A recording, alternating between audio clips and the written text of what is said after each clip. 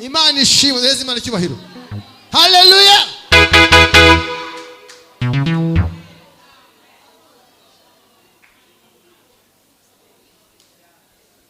Ese murabyizera? Muzadufasha? Muzadufasha nk'itorero. Genda mugani, wumva umukunda? Wumva umukunda? Baba we.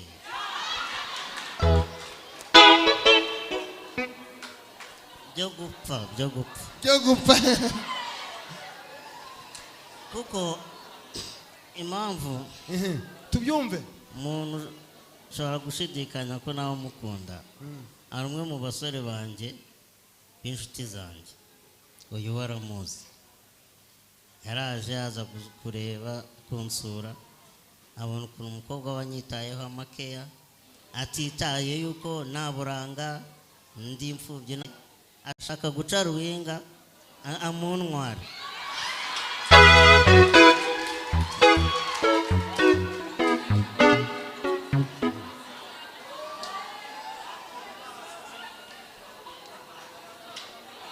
Mutuze mwumva ukuntu abantu ari babi babyita gucapura.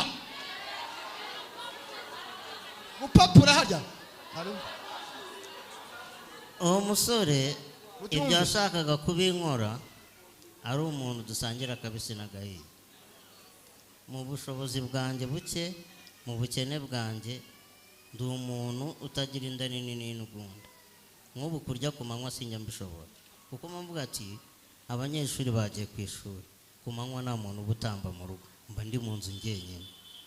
Kwicara nkarya njyenyine ntabwo mbishobora. Ni ukuvuga ngo ntege nsangire n'abandi, nibwo numva mu mutima nishimye. Umusore rero akaza tugasangira, Caruhinga rero ajya gushora umwatako ngo antware umuntu. Umukobwa nyine akajya mwanga akamuhakanira, undi akajya kuwuneranya mu miryango iwabo w'umukobwa ngo simurusha ubwiza, simurusha amafaranga, simurusha kwambara neza. Jewe umutipe navuga ati nimba wizeye kuri ibyo byose, koresha umunwa wawe ureke kunerana. Urabizi mu isi nta muntu uri perfect. Naravuze kuko ni umusore aje nkamufata ukuboko ntabwo yanyikura. Narebye mu rugo mafite icyuma, navuze n'ubundi aka kantu nzakice. Kuntwara umugore wanyikundiye. Nuko navuga ati umukobwa niwe wambwira ati rero ugabanya amarere n'amahane, icyawe naho kijya.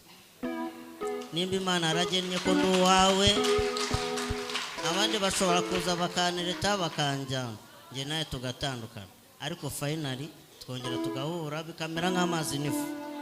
Mureke mabwire ikintu gikomeye. Uyu mugabo turi kumushyira hano kuri kamera, isi yose iri kumubona, n'abari muri Amerika n'ahandi.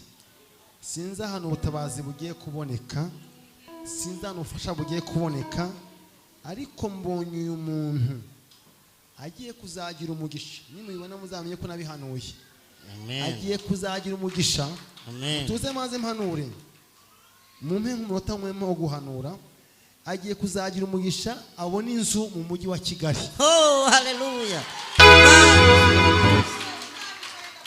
Mungu asifiwe. Amen.